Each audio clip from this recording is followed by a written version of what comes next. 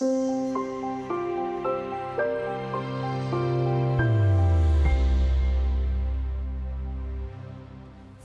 and charges are a key consideration when choosing a fund to invest in. Research by Morningstar has shown that cost is the single most important predictor of a fund's future returns. Thankfully, fees are coming down, and you might have thought that cost would be less important as a result. But the data shows quite the opposite. Ptak is Morningstar's Global Director of Manager Research. One of the chief explanations for why one fund performs better than another fund is the expense disparity between them.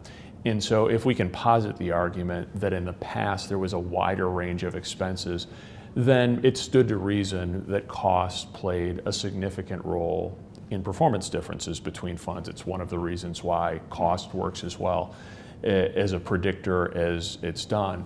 But if costs are converging towards a common point, that being zero, the question for me became, are they going to be as good of a sorting mechanism as they were? And essentially what we found is it's just the opposite. That they haven't lost any of their predictiveness, or at least significance, in explaining performance differences.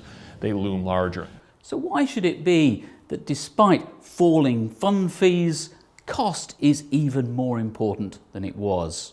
The answer, says Morningstar, is that funds are performing more alike.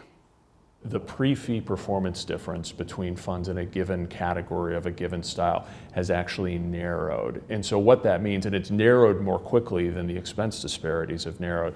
So essentially what it means is that cost differences are looming even larger right now than they had even in the past.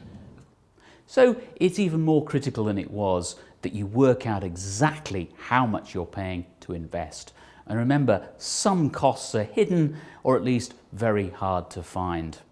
Working with a financial advisor who really understands this subject will give you a huge advantage.